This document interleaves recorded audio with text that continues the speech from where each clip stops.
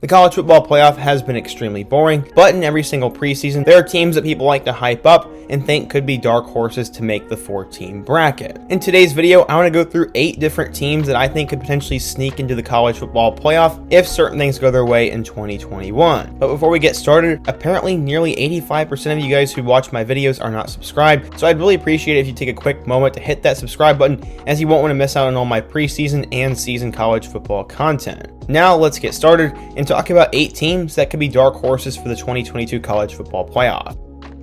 Before we can talk about dark horse teams, we need to quickly go through the 8 teams I believe are already contenders. First, you have Alabama. Second, you have Clemson. Third, you have Oklahoma. Fourth, you have Georgia. Fifth, you have Ohio State. Sixth, you have Iowa State. Seventh, you have Texas A&M. And eighth, you have Notre Dame. All 8 of those teams are legitimate contenders in my eyes and are the 8 teams battling it out as we speak. Now let's talk about 8 teams that, if things go their way, can find themselves in the playoff as well. The first team I want to talk about is the Indiana Hoosiers. They had a breakout season under Tom Allen in 2020 and nearly upset Ohio State on the road. Led by one of the best quarterbacks in the country in Michael Penix Jr., the Hoosiers have a spectacular offense. While they did lose Stevie Scott to the NFL, former 4-star recruit Samson James and former 5-star USC transfer Patrick Carr should help that rushing attack. They have a spectacular offensive line, and the most potent part of this offense is the receiving game. While they did lose Whop Phillier, they returned one of the best wide receivers in the country in Ty Freifogel, have an up-and-coming talent in Miles Marshall, added Texas A&M transfer Cameron Buckley, added Florida State transfer DJ Matthews, and bring in a 4-star recruit in their 2021 class. At tight end, they have Peyton Hendershot, who will look to be an NFL player in the future, and outside of losing Jamar Johnson to the NFL, the Hoosiers defense should be spectacular in 2021, anchored by Tywan Mullen and Micah McFadden. The team plays with a ton of energy, they are passionate about everything they do, they have a ton of experience, and they have the schedule to potentially make a playoff run. They play Iowa, Cincinnati, Penn State, Michigan, and Ohio State, and if they go 11-1 and win the Big Ten East, they could find themselves as the representative from the Big Ten.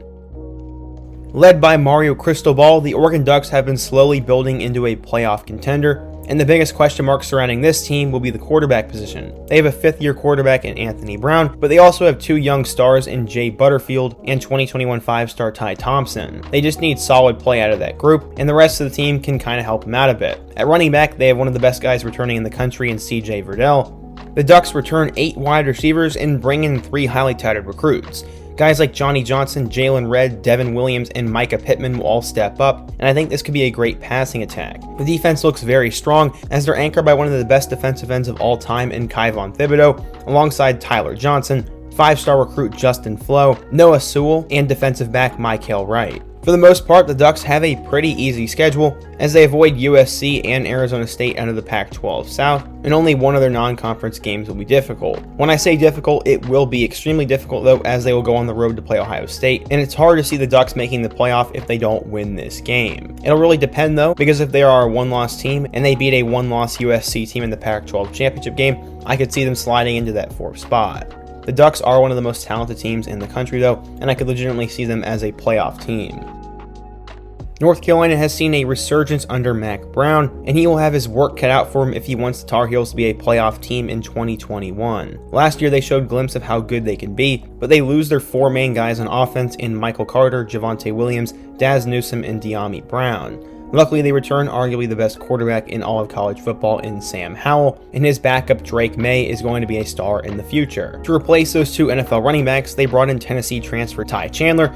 They return an experienced back in Josh Henderson, and guys like DJ Jones, Elijah Green, and Caleb Hood should all get a chance to actually see some snaps. While it may not be the greatest running back room in the country, I do believe one guy will stand out. Losing 2 1,000-yard wide receivers is tough, but they have the talent to replace him. Former top 100 recruit Josh Downs showed a ton of potential at the end of 2021 and looks to be the breakout guy for this Tar Heel offense. 2 other guys to keep an eye on are Khafre Brown and Bo Corrales, as I think those 3 guys will make up a solid pass-catching group for Sam Howell. And while they lose their best defender in Chaz Surratt, they pretty much return everyone from that defense, and with Mack Brown and his staff, I believe North Carolina will have a shot to potentially make the playoff. While I'm not going to say Texas football is back, I will admit I have kind of bought into the hype of Steve Sarkisian. His offense was extremely fun to watch in Alabama, and with the talent that he can bring into Texas, I think this could be a lot of fun. There are some really solid players on this roster, as they have two very talented quarterbacks in Casey Thompson and Hudson Card, who could both be great starters. At running back, they have one of the best returning players in the country in Bijan Robinson, and his backups Roshan Johnson and Alabama transfer Keelan Robinson will both complement him. They lost Tariq Black and Brennan Eagles to the NFL, but Joshua Moore and Jordan Whittington should be spectacular options for them. They have other guys such as Alvonte Woodard, Kelvonte Dixon, Dejon Harrison, Jaden Alexis, and Marcus Washington, and while there are a couple other guys, we really just need one other guy to step up outside of Whittington and Moore. I am a little bit concerned about the offensive line, but they brought in Alabama offensive line coach Kyle Flood, and I think he will get things in order. While they lost their star edge rusher Joseph Asai, they have plenty of young guys and graduate transfers who will take over, and the Texas defense should be solid. We will know pretty quickly if Texas is a potential playoff team as they open up the season against, in my opinion, the best Group of 5 school in the country in Louisiana, and then go on the road to Arkansas. Games against Oklahoma, Oklahoma State, and Iowa State will likely determine their season, but if they can somehow pull out a win against the Sooners and skate into the Big 12 championship with one loss, maybe they could find themselves as that fourth team if things go their way. Luke Fickell has done a spectacular job at Cincinnati so far, and last year they almost upset Georgia in their bowl game. They are led by one of the top quarterbacks in the country in Desmond Ridder, and if he has a big enough year, he could see himself being a top 10 draft pick. They lost their all-conference running back in Jared Dokes, but former Alabama transfer Jerome Ford is likely going to step up and lead that unit.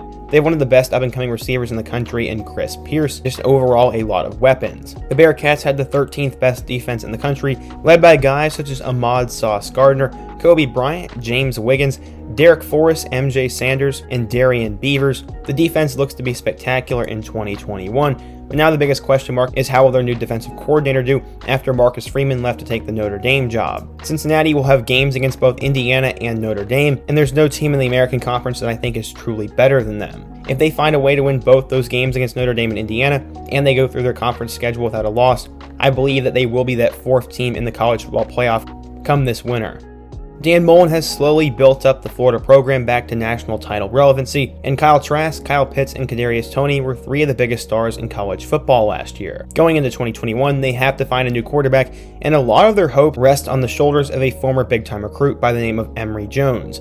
He has patiently waited as a backup behind Franks and Trask, and has the athleticism and talent to be a great player, but we will have to see if he can put it all together. They're pretty loaded at the running back room, as they have plenty of weapons, with guys such as Damian Pierce, Lorenzo Lingard, Naquan Wright, and former 5-star Clemson transfer DeMarcus Bowman. Losing Kyle Pitts, Kadarius Toney, and Trayvon Grimes hurts, but guys such as Jacob Copeland, Xavier Henderson, Justin Shorter, and Trent Whittemore could all easily step up and become the next wave of Florida stars. They have a decent offensive line, but there will need to be some improvement there, and a lot of this also rests on the defense. At times they looked terrible last year, and the secondary needs a ton of work, but they have a lot of great players, and they have a potential top 10 pick in Kaiir Elam to build around. Florida will need good quarterback play, some wide receivers to step up, and the defense to put it all together for them to make the playoff. They get Alabama at home, but they go play Georgia on a neutral site and have to play on the road against both LSU and Missouri. If the Gators can win the SEC East and come out of that game with one loss, they will definitely be in the college football playoff.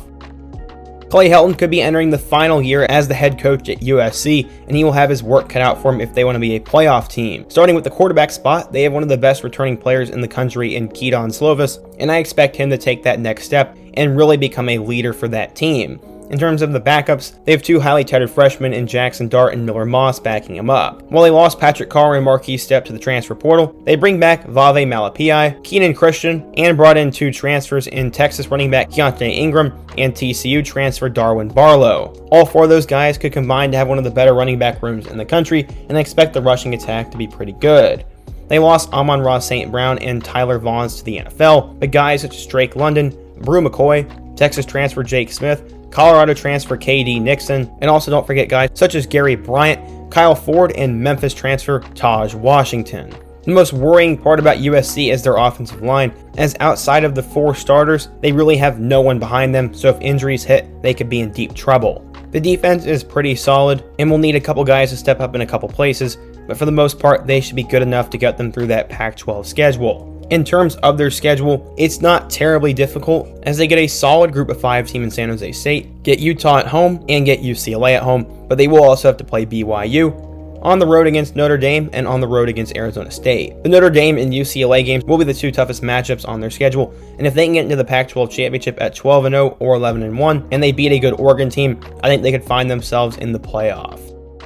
The final team we're going to talk about today is definitely a dark horse for sure, as it is the Ole Miss Rebels. Last year, they finished 3rd in the country in yards per game, have a very talented quarterback in Matt Corral, and return one of the trendiest names in the 2022 NFL Draft in Jerrion Ealy, but the team is more than that. Corral is one of the top gunslingers in the country, and both Jerrion Ealy and Snoop Connor are a great backfield. In terms of the wide receiver spot, they're going to need a couple guys to step up and replace Elijah Moore, and I think they have 3 options to replace him. They have Dontario Drummond, Braylon Sanders, and Western Kentucky transfer Ja'Cour Pearson. The defense was absolutely terrible in 2020 though, and that's where things will have to step up. Ole Miss has the offense to compete at a high level, but when I say the Ole Miss defense was bad last year, they were absolutely atrocious, and if they can just get to a semi-decent spot there, they would have a chance to potentially do something big. In terms of their schedule, their non-conference game includes Louisville, and they have to go on the road and play Alabama, but they get LSU at home, Texas A&M at home, and Liberty at home. If Ole Miss can find a way to beat Bama and get to the SEC championship game, they have a real shot at getting to the playoff, but there are a ton of things that have to go their way first. So yeah, overall today we talked about 8 teams that I think could make the college football playoff that aren't really being talked about. Let me know what you think of those 8 teams, what I got right and what I got wrong, and if there's another team you think could actually make it. Before you go, be sure to subscribe, hit that like button if you want to support my content, check out my new podcast, and all my other videos on the end screen, including my preseason top 25. I hope to see you guys again soon, but until next time, peace.